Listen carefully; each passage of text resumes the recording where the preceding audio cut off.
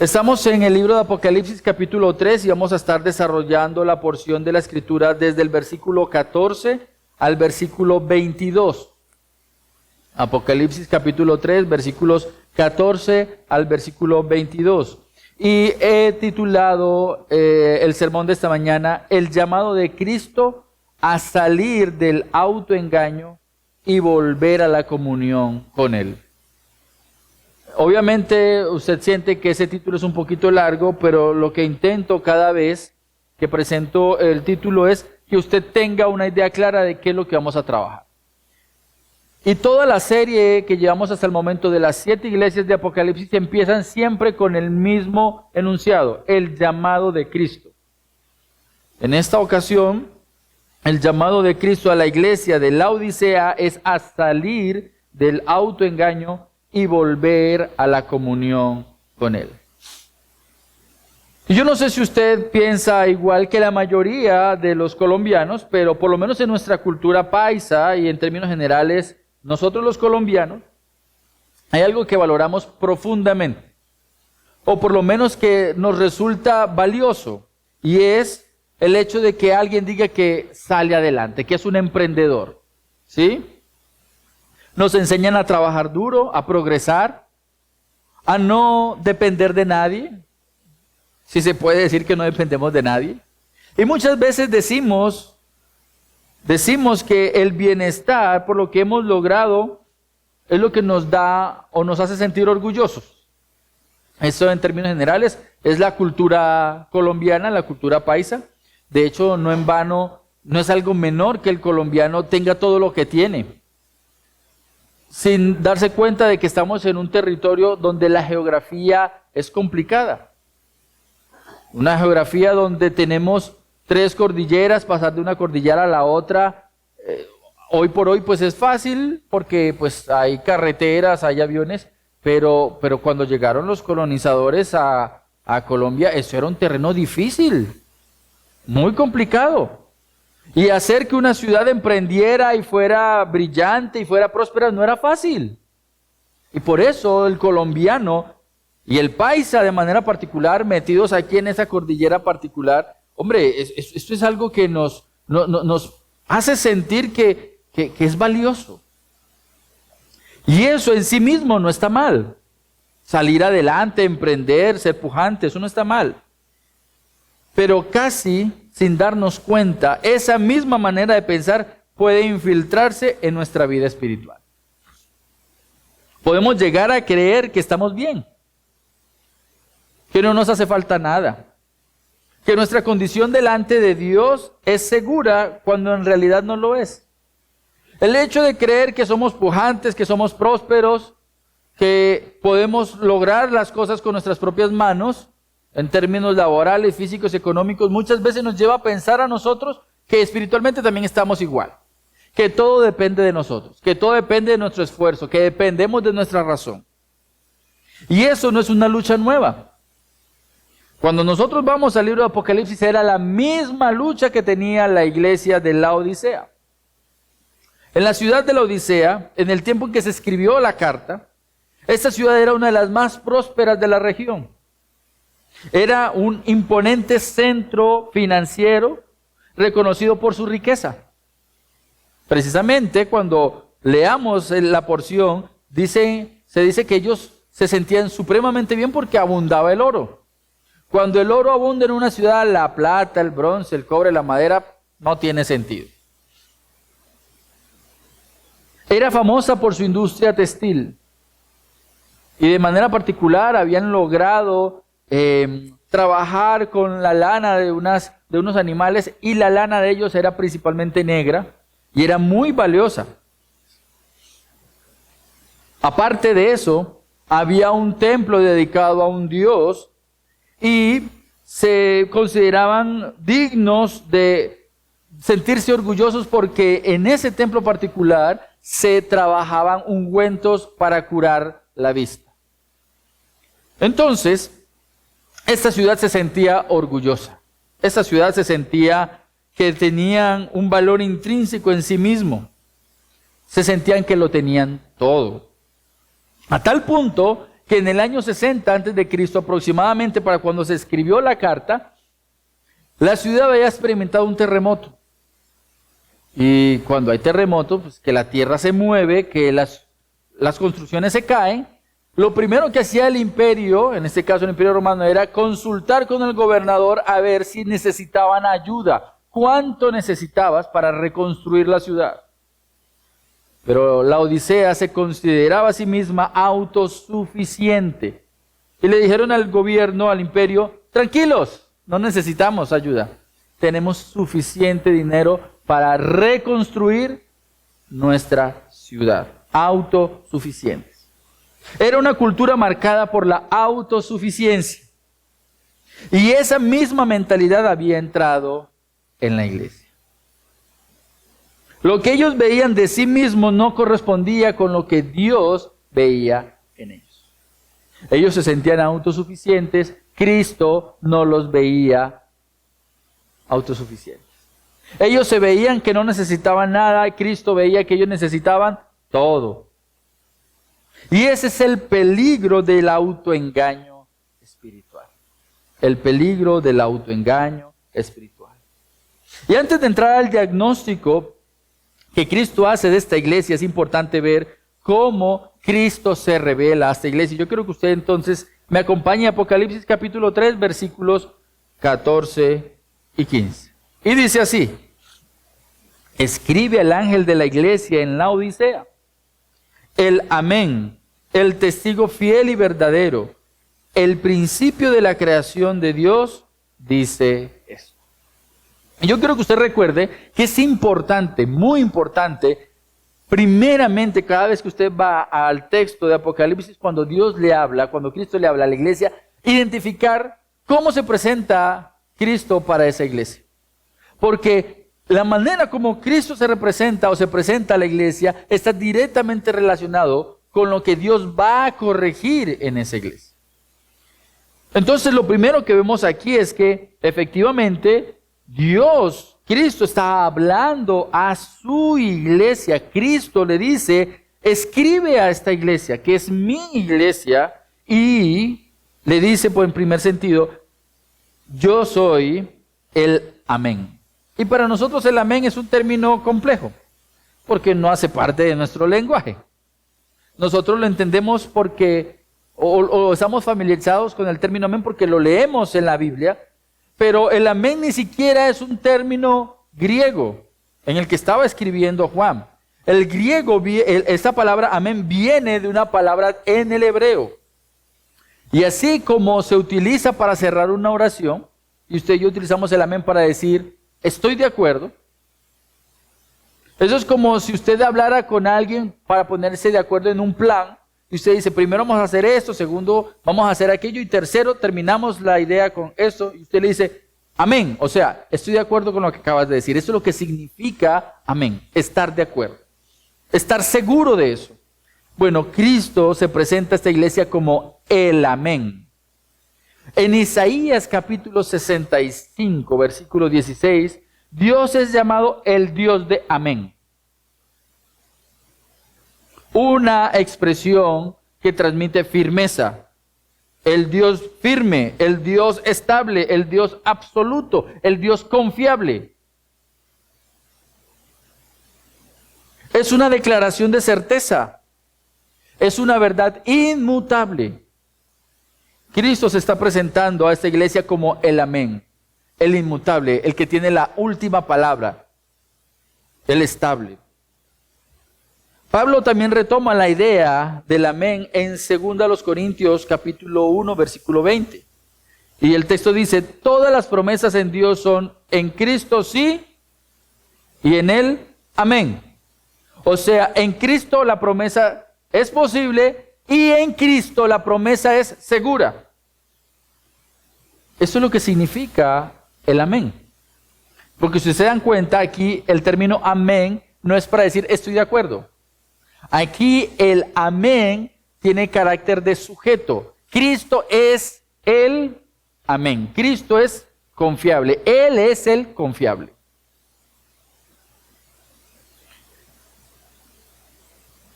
Y en pocas palabras, este amén tiene como propósito empezar a introducir una verdad para esta iglesia.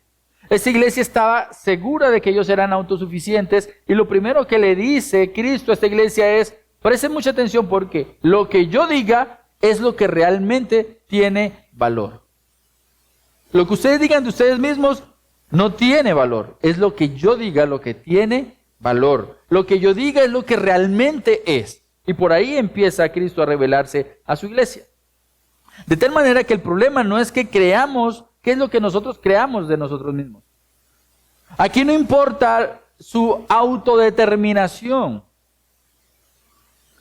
En cuanto a la fe, en cuanto a la verdad, en cuanto a la santidad, no importa lo que usted crea de usted mismo. Lo que realmente importa es lo que Cristo dice de nosotros. Pero seguidamente dice, el testigo fiel y verdadero. El testigo fiel y verdadero. Cristo, cuando se presenta ante su iglesia, no se presenta como un extraño. No se presenta como alguien alejado, sino como el testigo. Alguien cercano, alguien que sabe de primera mano lo que pasa en su iglesia, con su iglesia. El testigo fiel y verdadero. Entonces, todo lo que Cristo dice es verdad.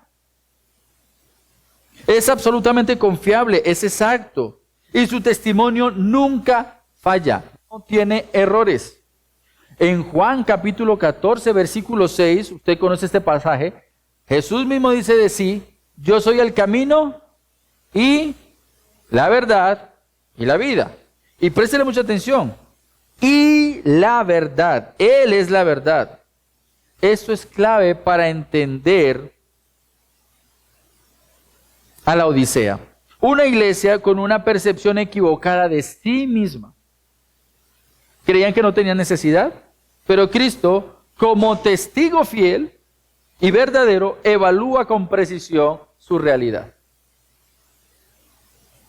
Y yo quiero que usted empiece a meditar, cuando usted se evalúa a sí mismo, y partamos de aquí, ¿usted se evalúa?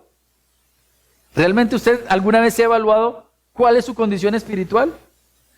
Y cuando usted, si usted lo hace, cuando usted lo hace, ¿de dónde parte? ¿De su propia opinión o de lo que Dios dice que usted debe evaluar?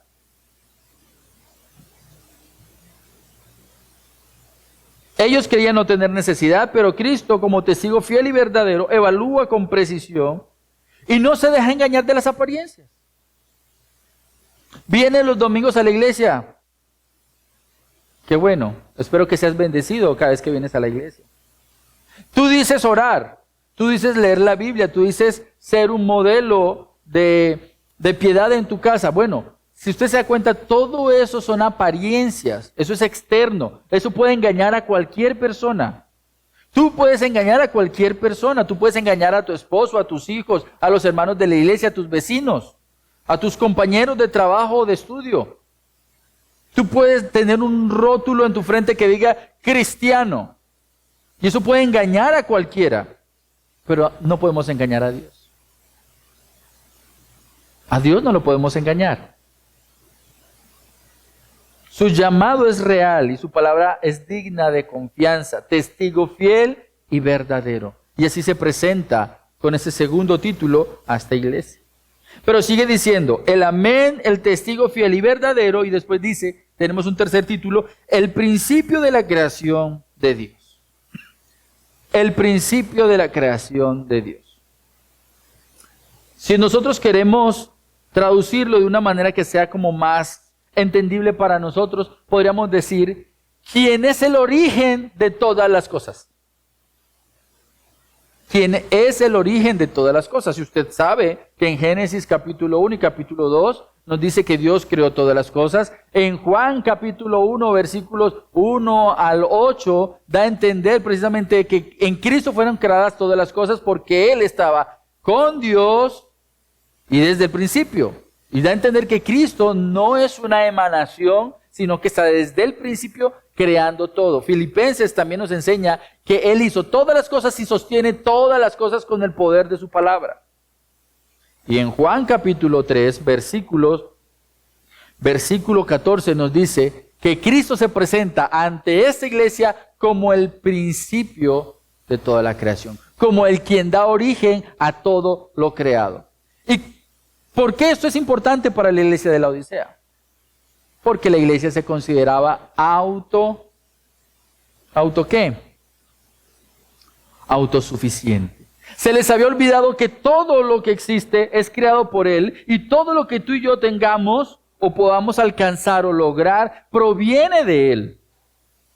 No, ellos creían que al gozar de la geografía y de la economía y de las aguas, lo único que le faltaba realmente a esta ciudad era una fuente cercana de agua. Pero de resto lo tenían todo. Y ellos se hacían de sí mismos, se creían a sí mismos autosuficientes. Y Cristo les va a decir, no, están equivocados. Primero lo primero, yo soy quien realmente los sostiene. Yo realmente soy quien les ha bendecido a ustedes. Y eso no significa que porque ustedes tengan todo lo que tienen, no me necesitan. Yo soy el principio de todas las cosas.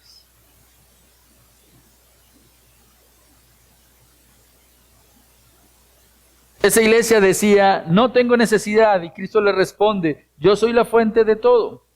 Sin Cristo no tenemos nada ni podemos hacer nada. Él no es un complemento, Él es la fuente absoluta de la vida. Y yo quiero que tú pienses un poco, cada cuánto meditas sobre tu necesidad de Dios. Cada cuánto piensas en tu verdadera necesidad. O realmente tu necesidad es tu casa, el alimento, tener buena salud. Si tu necesidad principal no es Dios, estás pensando como los de la Odisea. Y Dios va a corregir ese pensamiento. De tal manera que Cristo confronta el autoengaño de su iglesia y la llama a arrepentirse para restaurar la comunión con Él. El propósito por el cual Dios envía esta carta no es para juzgarla y dejarla ahí enferma, sino para atraerlos hacia Él. En este pasaje vemos cómo Cristo mismo obra para lograr eso, para lograr esa comunión. El propósito de Cristo de mandar esta carta a esta iglesia es decirles, ustedes están alejados de mí, pero yo les voy a mostrar cómo se pueden acercar nuevamente a mí. Y lo voy a hacer. Por eso en esta mañana vamos a ver 3 acciones de Cristo que nos guían a salir del autoengaño y volver a la comunión con Él. 3 acciones que nos guían a salir del autoengaño y volver a la comunión con Él. Y lo primero que vemos es que Cristo revela nuestra verdadera condición. Es Cristo quien revela nuestra verdadera condición. Lee conmigo versículos 15 al 17 y dice, yo conozco tus obras, que ni eres frío ni caliente. Son 2 negaciones, ni lo uno ni lo otro. Ojalá fueras frío o caliente. Así pues, que eres tibio, y no frío ni caliente. Y mire cómo repite y repite. Dijo una sola vez la palabra tibio, lo que realmente era. Pero el énfasis como tal es, no eres ni una cosa ni la otra, ni lo uno ni lo otro.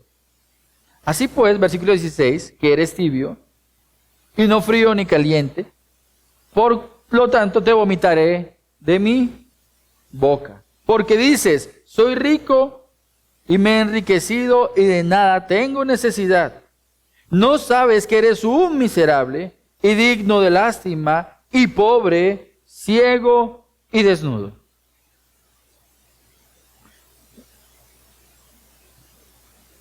Cristo comienza confrontando a su iglesia con una realidad que ellos no podían ni siquiera identificar. Se consideraban espiritualmente saludables. Su evaluación estaba completamente distorsionada de la realidad.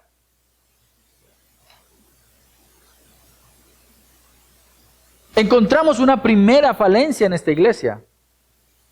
Y lo primero que encontramos es que eran unas eran espiritualmente tibios, espiritualmente tibios. Ellos creían que estaban bien, calientes, vivos, pero la verdad es que eran espiritualmente tibios. Y el término tibio no describe simplemente una indiferencia hacia Dios, sino una condición aún peor.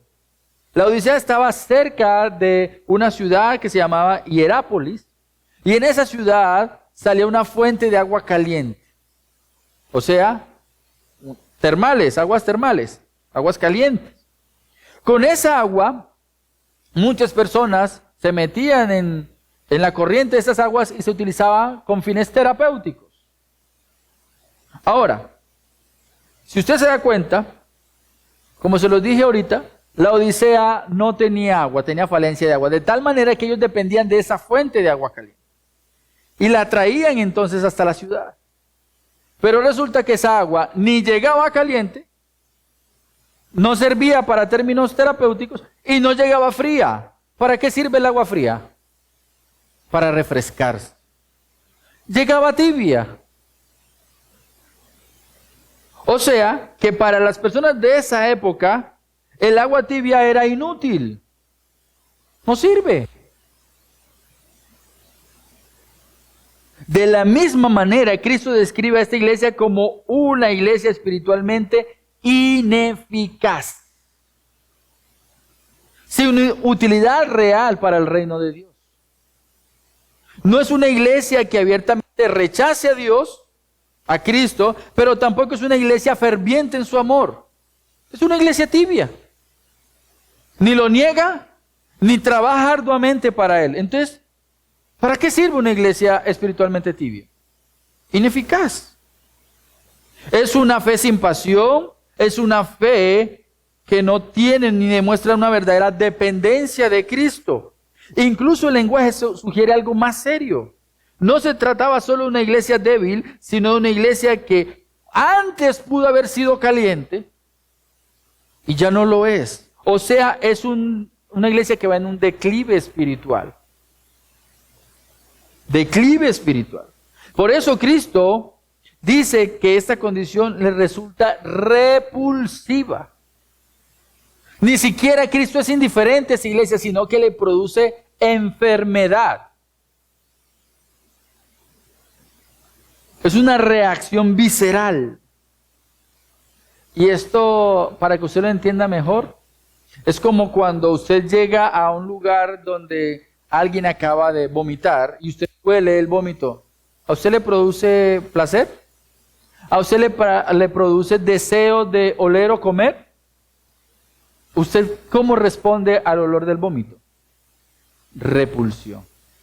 Y eso es lo que está diciendo aquí el texto bíblico. Por cuanto no eres ni frío, que serviría para saciar mi necesidad, ni caliente, que serviría para algo, no, eres tibio, me produces náuseas, me enferma. Alguien dijo, algunas iglesias hacen llorar al Señor, otras lo disgustan, pero la Odisea lo enfermaba. Y es interesante ver cómo el término aquí es, te vomitaré de mi boca. Me produces de necesidad de vomitar. Ahora, la pregunta que nosotros nos podemos hacer es, ¿cómo se ve una iglesia tibia? ¿Cómo se ve una iglesia tibia? ¿No tiene hambre de la palabra? ¿No ora con constancia real? ¿Puede pasar días sin buscar de Dios y no le pesa? No es que niegue a Cristo, pero Cristo no es su necesidad diaria. Va a la iglesia, pero no hay una transformación real en su vida. Cumple actividades, pero sin pasión. Su vida espiritual es más una rutina que una relación.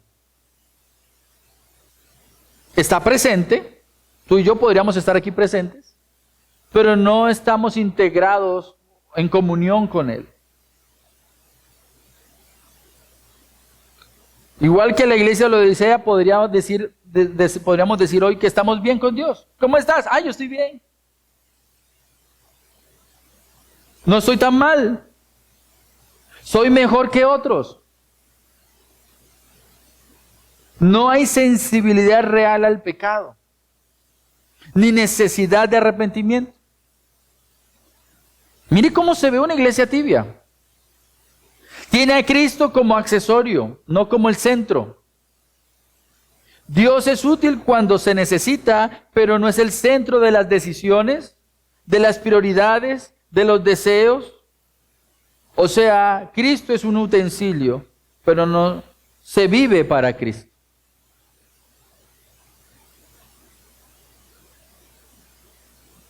Es una espiritualidad sin fruto visible, poca obediencia práctica, poco cambio de carácter, poco impacto en otros. No necesariamente hay escándalo, no hay necesariamente una boca hablando en contra de Cristo, pero tampoco hay una vida encendida y apasionada por la verdad. Y Cristo lo que hace es confrontar esa tibieza espiritual. Pero seguidamente ahí mismo vemos, no estás ni frío ni caliente, eres tibio. Versículo 17, pero también dices, soy rico y me he enriquecido y de nada tengo necesidad. El segundo engaño, la segunda falencia de esta iglesia, el autoengaño espiritual. Autoengaño espiritual. La iglesia había confundido su prosperidad material con su salud espiritual. En la actualidad hay muchas iglesias que son conocidas como aquellas iglesias de la prosperidad. Y ellos, en pocas palabras, relacionan el hecho de estar bien económicamente, ser empresarios exitosos, no tener necesidad de nada, con el hecho de estar bien con Dios. No han leído, no han estudiado entonces la carta de Cristo a la iglesia de la Odisea. Porque precisamente ese era el autoengaño de esta iglesia. Creían que porque estaban bien económicamente, entonces estaban bien con Dios. Pero Cristo destruye esa ilusión. Eso es una ilusión, eso es una falacia. ¿Por qué? Porque precisamente el pasaje les dice, allí en el versículo 17, ¿no sabes que eres un miserable y digno de lástima? ¿No sabes que no te puedes evaluar en términos materiales sino espirituales? ¿No te das cuenta que tú eres realmente ciego, desnudo y pobre? Precisamente es algo continuo y constante que suele suceder en términos religiosos. Cuando usted va a Mateo capítulo 7, versículo 21, Jesús advierte que no todos los que dicen Señor, Señor, entrarán al reino de los cielos. Por el hecho de que las personas digan Señor y evangelicen y prediquen y se muestren espiritualmente bien, eso no quiere decir que estén bien. De hecho, en Mateo capítulo 19, versículos 16 al 22, Jesús le quita el engaño al joven rico. Interesante, un joven, aproximadamente 40 años, 45 años, o sea que yo estoy en mi plena juventud, 45 añitos. Y este joven creía que por tenerlo todo y cumplir, entre comillas, según él, los mandamientos, estaba bien con Dios, obras. Pero la realidad es que no tenían lo esencial, no dependían de Dios, no amaban a Dios. Estaban espiritualmente autoengañados. Precisamente la iglesia de la Odisea es un ejemplo colectivo de lo mismo.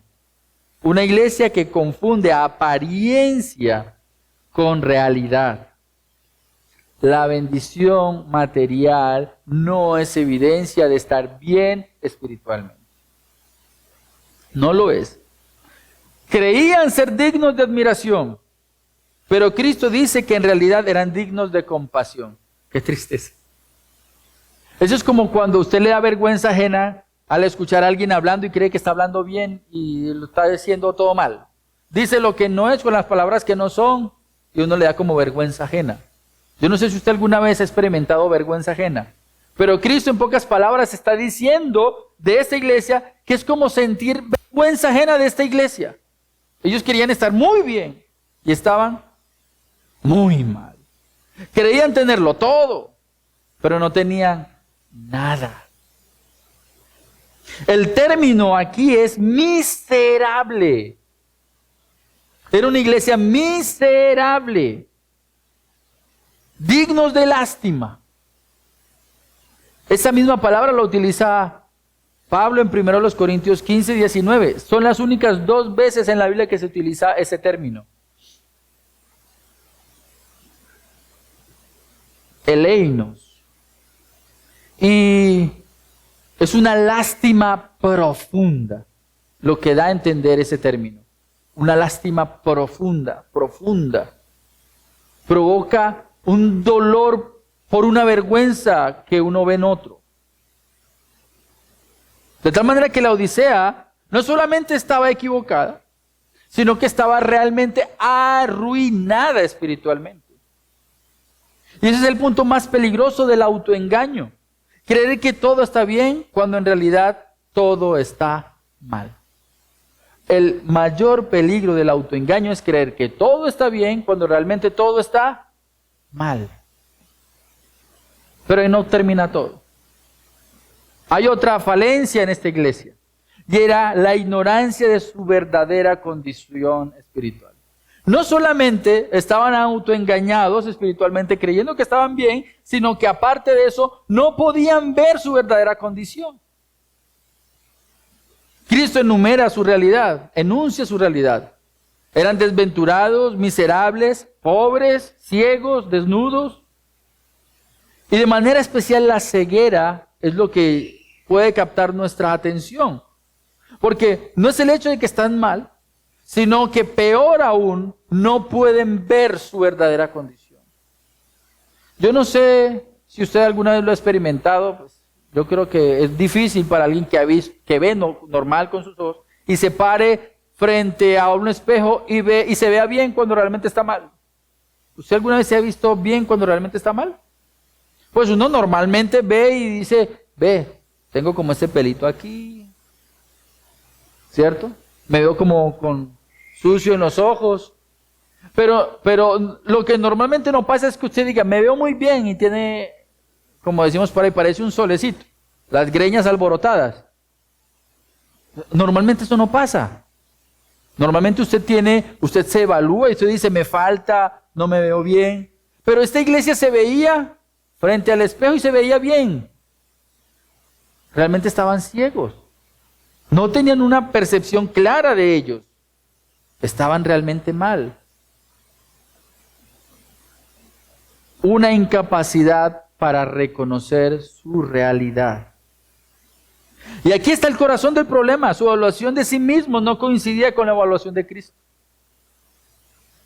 Yo no sé si a ti te ha pasado, pero qué peligroso sería que yo me evalúe de una manera y crea que estoy bien, y voy a la Biblia y Dios de pronto me muestra con claridad que estoy mal y yo digo, bueno, pero estoy bien. Y eso es lo que estaba pasando con esta iglesia. Su evaluación de sí mismo no coincidía con la evaluación de Cristo. Pero ya Cristo había dicho, yo soy el amén. Yo soy el testigo fiel y verdadero. Yo soy el que tiene la verdadera y la evaluación definitiva de tu estado. Ahora, ¿cuál es el propósito de esta evaluación? ¿Dejarlos tirados? ¿Dejarlos allí a su propia suerte? No. El deseo de Cristo era restaurar su iglesia. Restaurar su iglesia. Y la cultura actual incluso puede amplificar la realidad de lo que era la Odisea. ¿Es posible construir una identidad cristiana? Es como para nosotros. Basado más en lo que mostramos que en lo que somos.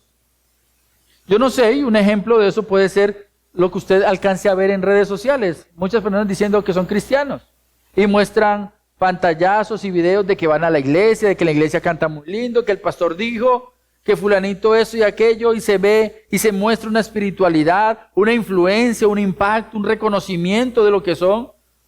Pero es pura apariencia. Cuelgan versículos bíblicos. Mis hermanos, Cristo no evalúa apariencias. Cristo evalúa el corazón. El corazón. De tal manera que Cristo revela tres falencias. Una tibieza espiritual, un autoengaño espiritual y una ceguera espiritual.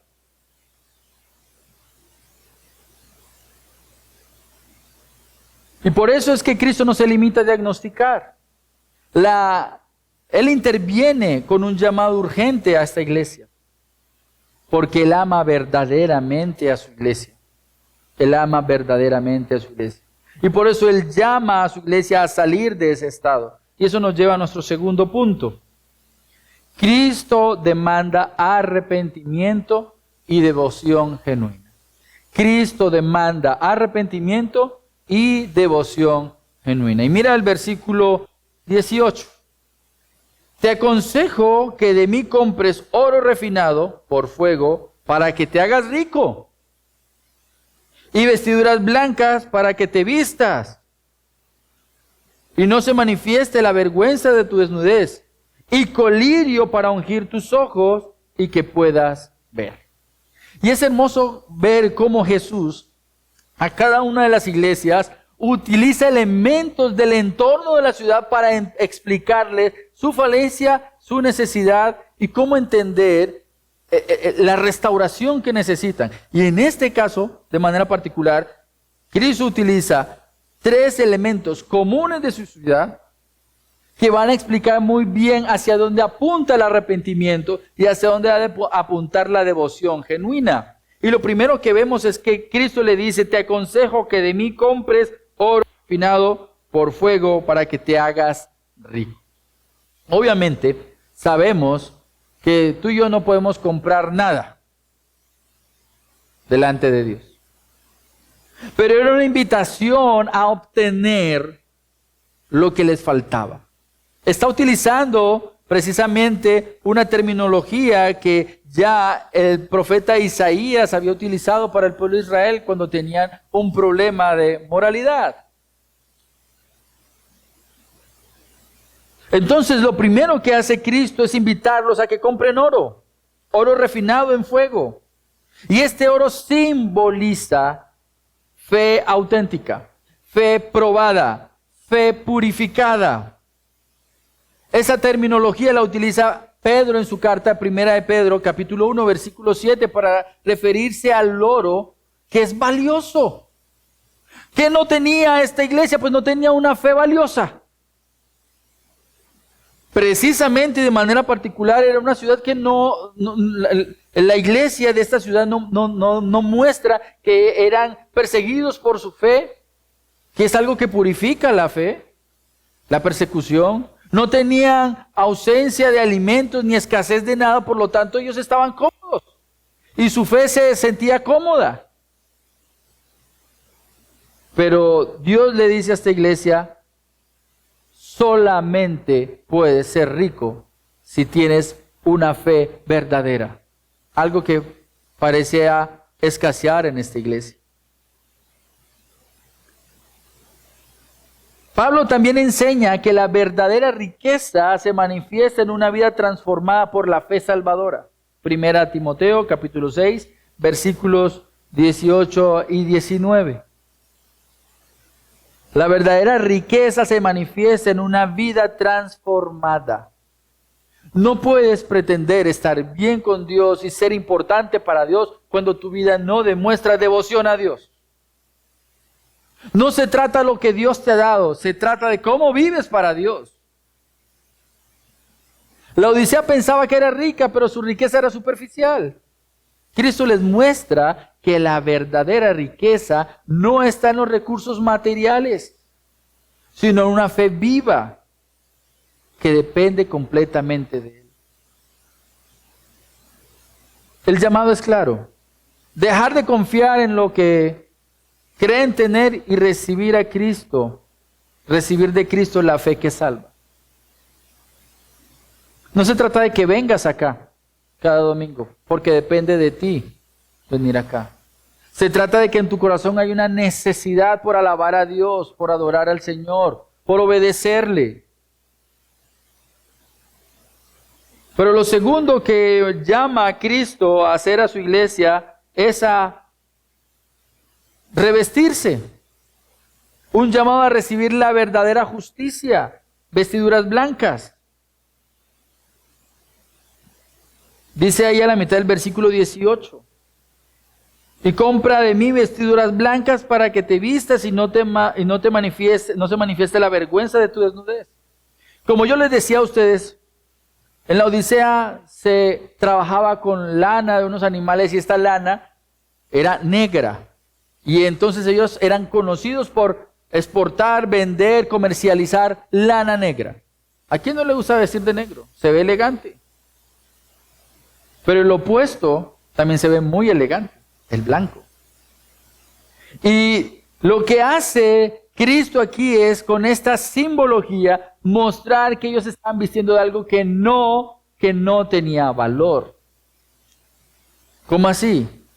Los de la Odisea se revestían de sus propias justicias. ¿Y cómo es la justicia del hombre? Negra. Las mejores obras de justicia delante de Dios son como trapos de inmundicia, dice la Escritura. Y esta iglesia se estaba vistiendo con sus propias obras de justicia. ¿Qué le puedes ofrecer a Dios? Nada. Cristo le dice, no. Vístete con lo que yo te doy. La justicia de Cristo, que es como blanca lana. Pura, perfecta. Efesios capítulo 2, versículos 8 al 10, dice que precisamente Él, Dios, Cristo, prepara las buenas obras para que tú y yo andemos en ellas. Obras producidas por la fe salvadora. Y Santiago capítulo 2, versículos 17 y 18 nos enseña que la verdadera fe produce buenas obras. Pero las buenas obras deben ser producidas por fe, por la fe, por el hecho de confiar en Cristo, de amar a Cristo, por el hecho de saber que la Escritura ordena, manda. Y tú en obediencia cumples esas obras. No por el simple moralismo, no por el simple ritualismo, no por el hecho de sentirse religioso. No, las buenas obras deben ser el resultado de creer en Cristo, amar a Cristo y vivir para Cristo. Y eso es lo que le está diciendo Jesús a esta iglesia. Primeramente, vuélvete rico en tu fe y después que esa fe produzca obras que reflejen que perteneces a Cristo. Pero tercero, el llamado a recibir la verdadera visión, colirio espiritual. Cristo le dice que compren de él colirio para ungir sus ojos para que vean. Ellos eran famosos por una medicina ocular, pero espiritualmente eran ciegos. Pensaban que veían correctamente su realidad, pero estaban completamente engañados. Solo Cristo puede abrir los ojos espirituales para que tú y yo podamos ver la verdad, nuestra verdadera condición, nuestra verdadera necesidad y la gracia que está disponible en Cristo. De hecho, en la Biblia hay algo muy interesante y es que la ceguera representa la falta de comprensión y conocimiento de la verdad y está directamente asociado con la religiosidad. La religiosidad enceguece. La religiosidad nos lleva a nosotros a un terreno de autoengaño, de sentirnos bien. Y Jesús condena a los fariseos en Mateo capítulo 15, versículo 14. En Romanos capítulo 2, versículo 19, cuando Pablo está disertando acerca de que todos necesitan el evangelio y habla de los religiosos, de los fariseos de su época, dice que ustedes se muestran como maestros cuando realmente están ciegos. Mis hermanos, tengamos mucho cuidado de creer que porque tenemos una vida religiosa estamos bien, porque la religiosidad enceguece. Pero Cristo le dice a esta iglesia, Ustedes lo que tienen que hacer es ir a la Escritura. Ella te muestra la verdad. Ella limpia tus ojos. Santifícalos en tu verdad. Tu palabra es verdad. La palabra es luz. La palabra limpia. La palabra corrige. Mis queridos hermanos, si tú y yo somos pobres de fe, si estamos siendo pobres de obras y no estamos viendo la realidad, no es culpa de Cristo. Es nuestra culpa, porque de una u otra manera nuestra responsabilidad siempre ha sido el que vayamos a la fuente de verdad y en ella encontraremos descanso. Pero ¿qué pasa? Que a nosotros muchas veces nos gusta sentir que hay valor en nuestras obras y empezamos a hacer a un lado a Cristo. Mis hermanos, Cristo ya lo hizo todo por ti y por mí. Él ganó la salvación para nosotros. Tú lo que tienes que hacer es descansar en lo que Cristo hizo. Esta iglesia no descansaba en Cristo, sino que por el contrario, se sentía suficiente con sus propias obras y se sentían bien porque tenían todo a su alrededor. Y para ellos eso era estar bien con Dios. Debemos tener mucho cuidado. Por lo tanto, el corazón del llamado de Cristo para esta iglesia es: compra oro, compra vestiduras, compra colirio y arrepiéntete y sé celoso. Arrepiéntete y sé celoso. Versículo 19. Yo reprendo y disciplino a los que amo.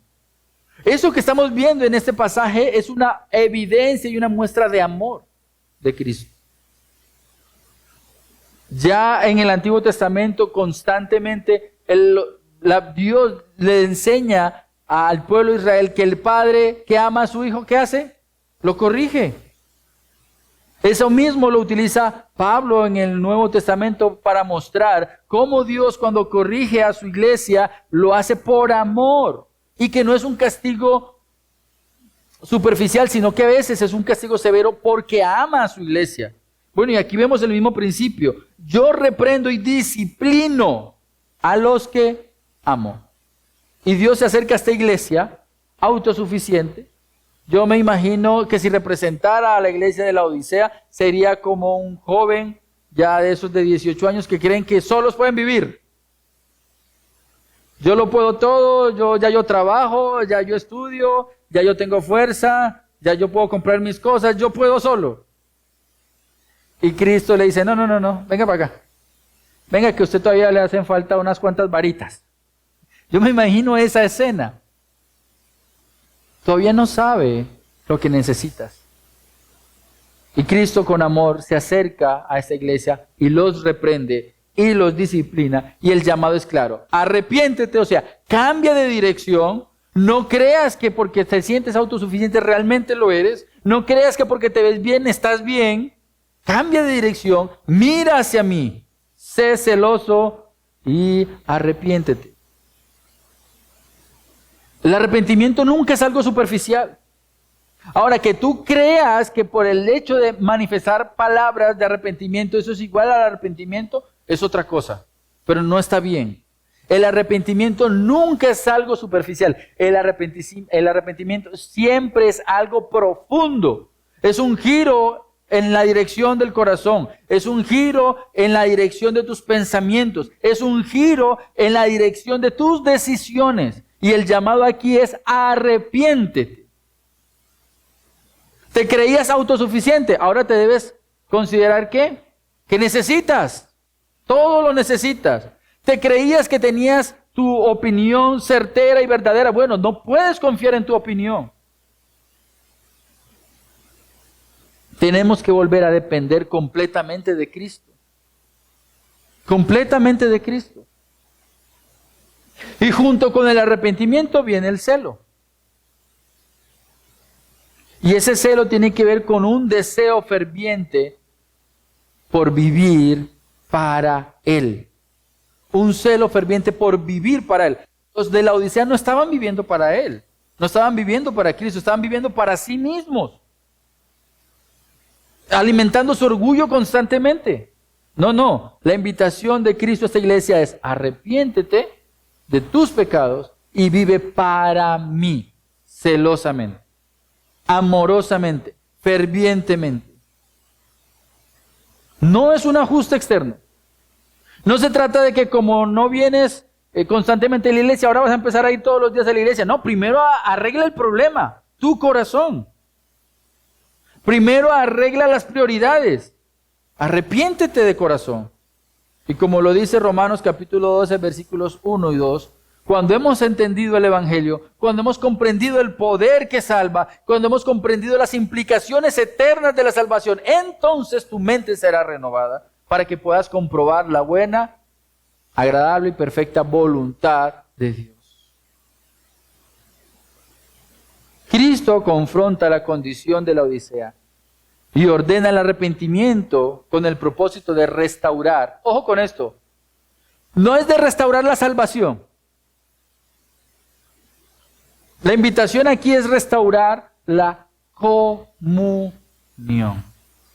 Comunión con su iglesia. Eso es lo que nos lleva a nosotros a nuestro tercer punto. Cristo promete comunión y recompensa a los que obedecen su llamado. Si no hay comunión con Cristo, entonces no estás entendiendo de qué se trata la vida cristiana. Si no estás procurando comunión con Cristo, no sabes de qué trata la santificación, no sabes de qué se trata que Dios es fiel, justo, verdadero y amoroso. Porque es que no se trata de religión. La religión siempre entiende una idea básica: Dios allá y yo aquí. Y yo intento llegar a Dios. Ahí no hay comunión. Pero Cristo está haciendo todo este llamado y descubre el pecado de la iglesia para que haya comunión entre su iglesia y su Señor. Por eso el versículo 20 dice: he aquí, yo estoy a la puerta y llamo. Si alguno oye mi voz y abre la puerta, entraré a él, cenaré con él y él conmigo. Esto no es un pasaje para predicárselo a una persona que no conoce del Evangelio. Si usted se da cuenta, ese es un pasaje. Son palabras de Cristo mismo dedicándoselas a una iglesia que no tenía comunión con Él.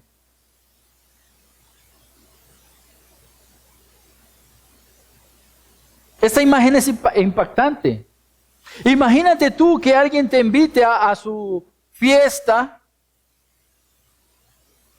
y todos celebrando en el lugar de la fiesta y el cumpleañero está afuera porque le cerraron la puerta.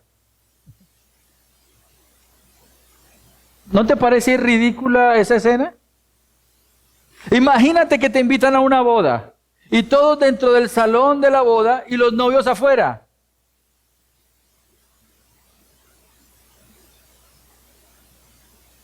Y Cristo está diciéndole a su iglesia: hey, ustedes están allá y yo estoy aquí, porque ustedes no han querido que yo sea el centro de sus vidas.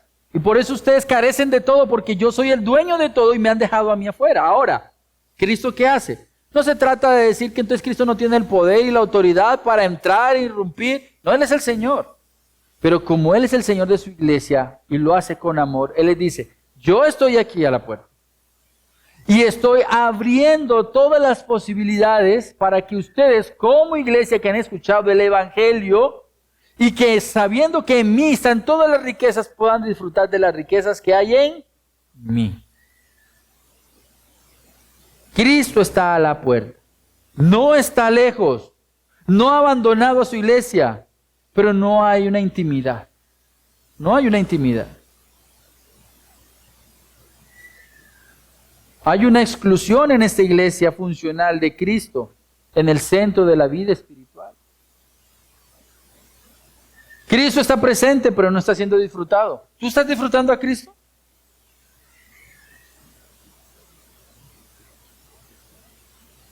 ¿Te gusta la verdad? ¿Disfrutas la verdad? ¿Vas a la Escritura? ¿Te gusta ser escuchado?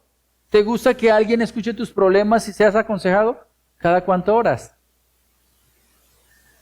¿Realmente disfrutamos todo lo que tenemos en Cristo? Es la pregunta. Cristo toma la iniciativa de restaurar la relación con esta iglesia. Por eso Él dice, yo estoy a la puerta, yo llamo. La restauración no comienza con la búsqueda humana. Siempre es Cristo que toma la iniciativa, siempre es Dios que toma la iniciativa para la restauración, para la salvación, para la comunión.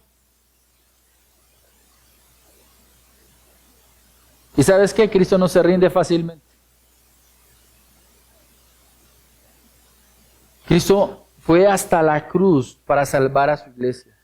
Y ahora llama a su iglesia y le dice, estoy aquí dispuesto para bendecirte, pero tú tienes que hacer a un lado tu prepotencia.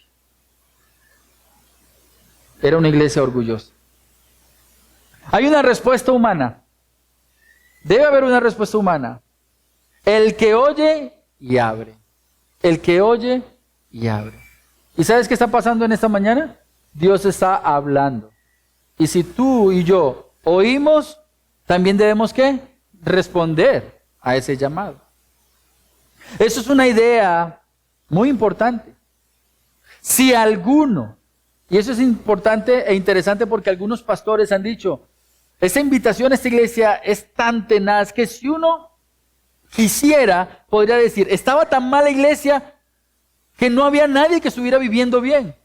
Y por eso el término, si alguno oye y abre, como quien dice, con que uno solo preste atención a este llamado, con eso puedo bendecir a esta iglesia. Si uno. Cuando una persona se dispone a escuchar a Cristo y la salvación llega a su vida, entonces la comunión también es acercada al resto de personas. Y uno lo podría decir así para tu vida, para tu hogar o para la iglesia.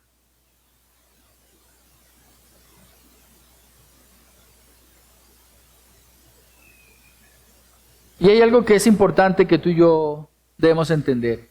La restauración no es algo automático. A Dios no le gustan las cosas inmediatas. A Dios le gusta que tú y yo suframos el proceso. Por eso, tú debes de manera responsable oír.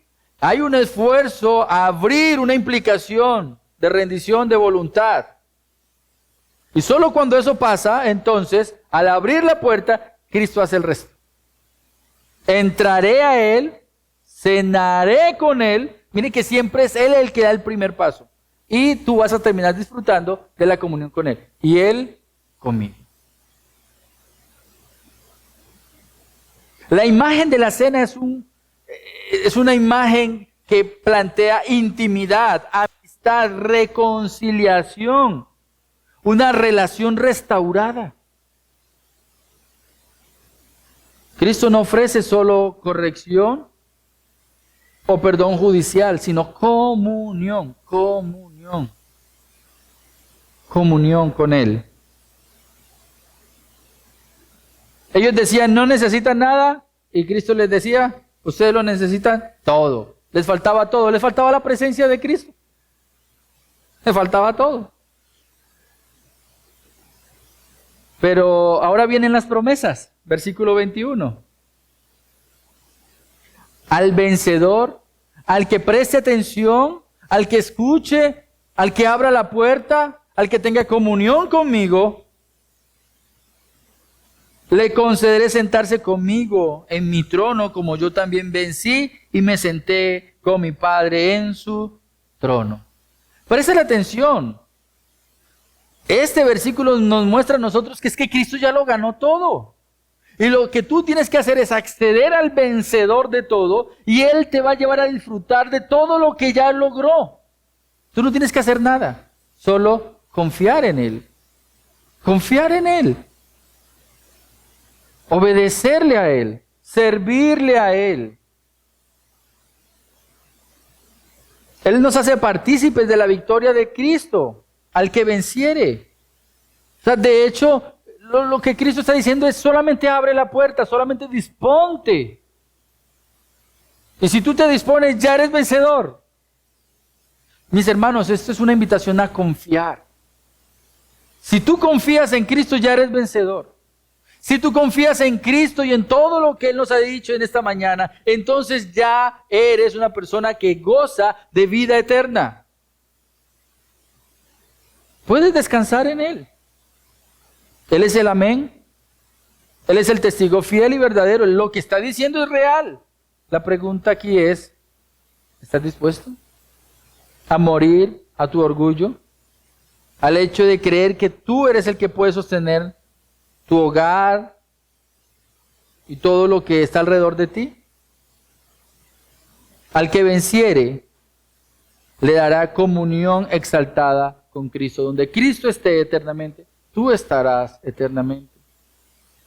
Es una promesa profunda relacionada con la victoria de Cristo. Cristo ya venció, por lo tanto, Él te la ofrece a ti. Hoy no se trata simplemente de entender este mensaje. Porque si usted se da cuenta, el título es abandonar. ¿Y qué más? ¿Abandonar y qué? Y acercarme a Él en comunión. Abandonar mi autoengaño y acercarme a Él. Por lo tanto, si tú estás buscando cómo aplicar, cómo vivir esta realidad, lo que tienes que hacer es abandonar tu vida religiosa. Romper la autosuficiencia con la que vives. Deja el autoengaño.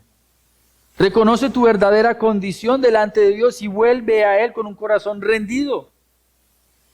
No se trata de que llevas 10, 15, 20, 30, 40 años en el Evangelio. Olvida eso. Recuerda que a Nicodemo no le sirvieron sus años de religioso. Tenía que volver a nacer. Abre la puerta. Vuelve a una comunión con Él. Permite que Cristo vuelva a ocupar el lugar que le corresponde, el centro de tu vida, el gobierno de tu vida. Confía en eso. Él, además de perdonar, restaura, renueva, transforma, sostiene. Pero para eso, mi querido hermano, tú tienes que arrepentirte y vivir celosamente para Él. Invito a que medites un poco en cómo estás viviendo. Piensa un poco en si realmente crees que en tus manos está tu salvación o si tienes que soltar tus manos y más bien extenderlas hacia Él y decirle: Señor, ayúdame, porque si tú no me salvas, yo me pierdo.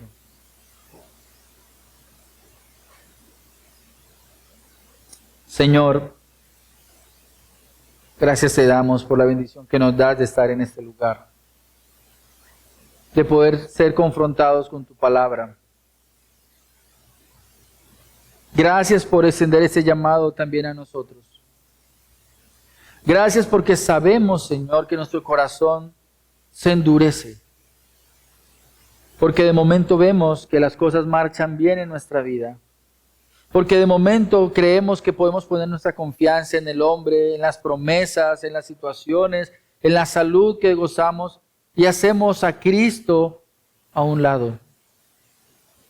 Y olvidamos nuestra relación con Él.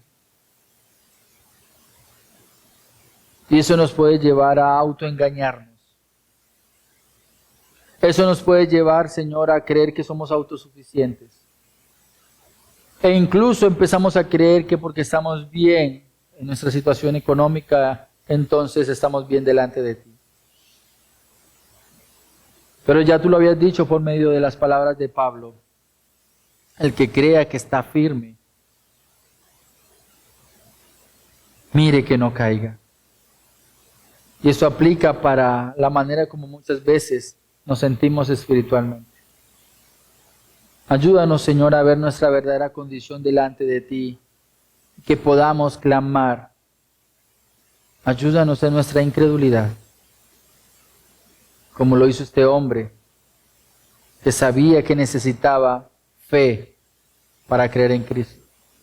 Y ayúdanos, Señor, a vivir confiados en que tú nunca nos soltarás. En tus manos, Señor, nos encomendamos. En el nombre de Cristo Jesús. Amén y amén.